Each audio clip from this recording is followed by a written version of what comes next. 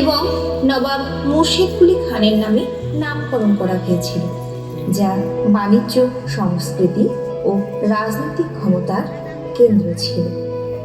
মুর্শিদাবাদ, যা বাংলার শেষ স্বাধীন রাজধানী ছিল, তার ঐতিহ্য ও সংস্কৃতিতে নবাবী আমলের স্থাপত্য, সমৃদ্ধ বাউল ফকির ধারা, সুপরিচিত মুর্শিদাবাদী রেশম, বৈচিত্র্যময় লোকনৃত্য, ধর্মীয় মিলন ও উৎসব দ্বারা সমৃদ্ধ, যা মুঘল, মারোয়ারি ও বাঙালি সংস্কৃতির এক অনন্য মিশ্রণ ফুটিয়ে তোলে। মুর্শিদাবাদের শিল্প মূলত তার সমৃদ্ধ ঐতিহ্যবাহী কারুশিল্পকে কেন্দ্র করে গড়ে উঠেছে, যার মধ্যে রেশম শিল্প বিখ্যাত। আরও আছে শোলা শিল্প, টেরাকোটা, কাঁথা সেলাই, হাতির দাগ ও কাঠের কাজ, যা নবাবী আমলের শিল্পকলার ধারা বজায় রেখেছে এবং বিশ্ব জুড়ে পরিচিত। মুর্শিদাবাদের রেশম শিল্প পশ্চিমবঙ্গের একটি প্রাচীন ও বিখ্যাত কুটির শিল্প। মুর্শিদাবাদের আর এক সৌন্দর্য গ্রাম বাংলা।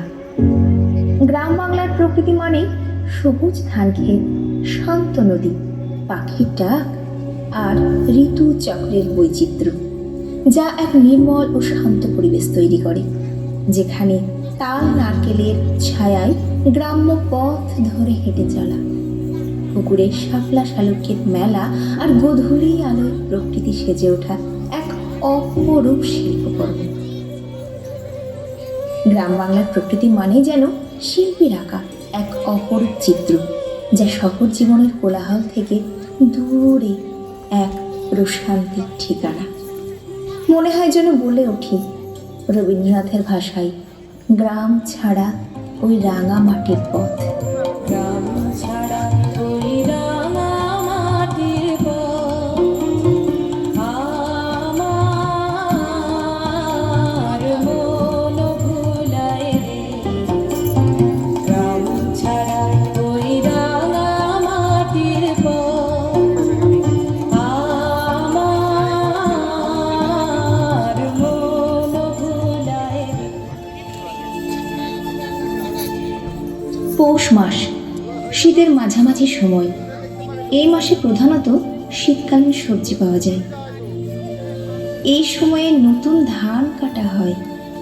পৌষ সংক্রান্তিতে তিল ও নতুন চাল দিয়ে পিঠে, পায়েস, অনেক সুগন্ধি সুস্বাদু খাবার বানানো হয়। বাঙালিরা প্রধানত খাবার প্রিয় মানুষ।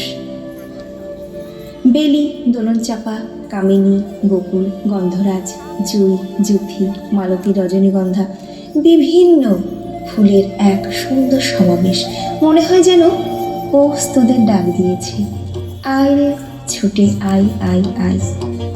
পৌষ তোদের ডাক দিয়েছে, আয় রে চলে আয় আয় আয়। নানা যে তার পড়েছে পাকা ফসলের মনে, হায় হায় হায়।